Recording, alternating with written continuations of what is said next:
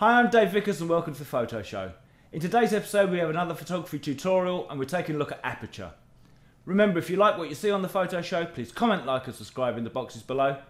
Let's have a look at the tutorial.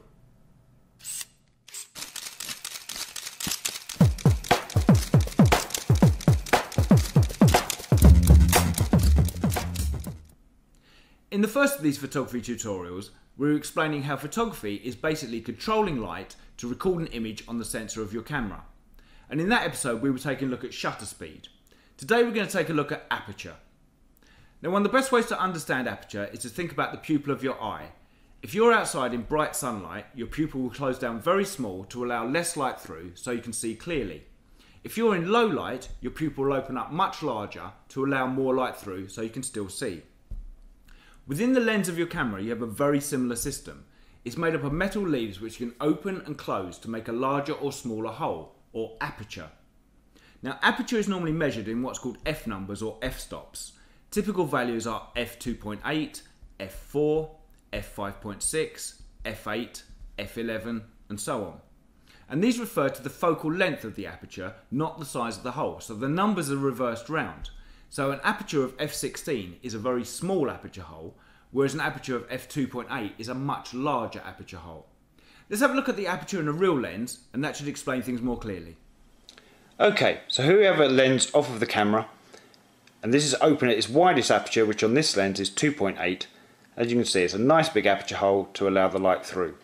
So I start to scroll down the f numbers, you'll see the hole start to get smaller. So that's 2.8, that's f4, that's 5.6, that's f8, that's f11, that's f16, and on this lens the smallest aperture is f22.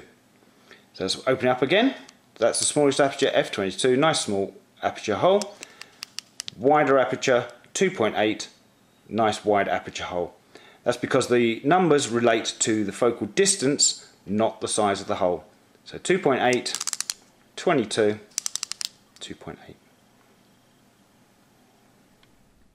So now we've seen how the aperture works in a real lens, why would you bother changing the aperture on your camera? Again, like shutter speed, there's two reasons. There's a practical reason and an artistic reason. The practical reason is giving you control over how much light reaches the sensor to record an image. If you're outside in bright sunlight, it's going to take less light to record the image, so a small aperture, something like f16, is allowing less light through to record onto the sensor. If you're in low light, it's going to take more light to reach the sensor to record an image. So a wider aperture, something like 2.8, is allowing more light to pass through to reach the sensor to record the image. The artistic reason is that aperture controls what's called your depth of field, which is how much of the image is in focus from the foreground to the background. In this image here, this was shot on quite a wide aperture, so therefore the foreground is sharp and the background is beginning to blur, giving what's called a shallow depth of field. In this image here, which was shot on a much smaller aperture, something like f16 or f22, the foreground and the background are sharp all the way through, giving a deep depth of field. Hopefully that's explained aperture to you. In the next episode we'll take a look at ISO and exposure. For now, I'm Dave Vickers. See you next time.